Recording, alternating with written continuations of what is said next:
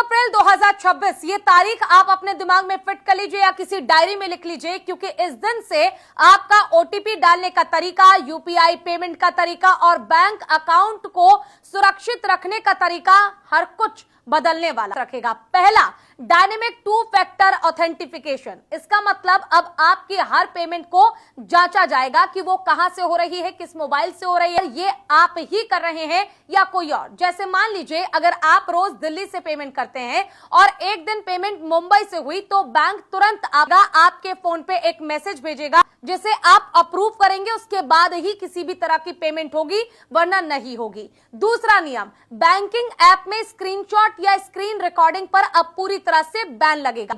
यह इसलिए किया गया है क्योंकि स्कैमर्स एनी डेस्क जैसे ऐप से इस्तेमाल करके आपके फोन को कंट्रोल करते हैं और उसको रिकॉर्ड कर लेते हैं, जिसके बाद वो आपके साथ फ्रॉड करते हैं। तीसरा नियम, नाइट टाइम ट्रांजैक्शन लॉक, यानी अब आपको अपने बैंकिंग ऐप में नए ऑप्शन मिलेंगे जिससे आप रात 11 बजे से सुबह 6 बजे तक अपनी सभी पेमेंट्स या ट्रांजैक्शंस को लॉक कर सकेंगे।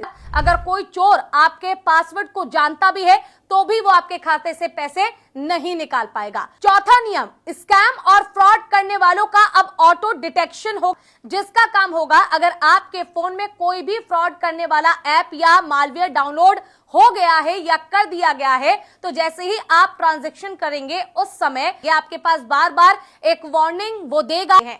पांचवा नियम, ओटीपी सिस्टम में सबसे बड़ा बदलाव, अब एसएमएस में आने वाले ओटीपी बंद हो जाए। जो बैंकिंग ऐप आप यूज करते हैं उसी में आपको अब ओटीपी मिलेगा।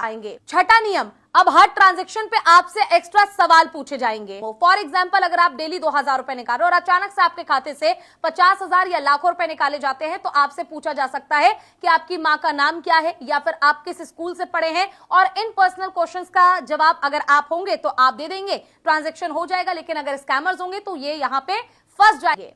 सातवां नियम है बिहेवियर बायोमेट्रिक्स। ये पूरी तरह से टेक्निकल होगा, यानी आपका जो बैंकिंग ऐप है वो आपके टाइपिंग के तरीके से, टाइपिंग के स्पीड से और आप स्क्रीन को कैसे हैंडल करते हैं इससे ये कंफर्म करेंगे कि ये आप ही है। अगर फिर स्कैमर्स आपके बैंकिंग ऐप से छेड़छाड़ करते हैं तो वो उसे टेक्निकली हैंडल करेंगे और देखेंगे कि इसका पैटर्न आपकी तरह है या नहीं। अगर नहीं होता है तो और ट्रांजैक्शन ब्लॉक कर दी जाएगी। आठवां आखिरी वो है आधार बायोमेट्रिक, यानी अब अगर आप बैंकिंग ऐप से मोटी रकम का ट्रांजैक्शन करते हैं 5 लाख 8 लाख तो हो सकता है कि आपसे उस समय आधार लिंक, फिंगरप्रिंट या फिर फेस स्कैन मांगा जाए। इनके बिना कोई भी पेमेंट होगी ही नहीं।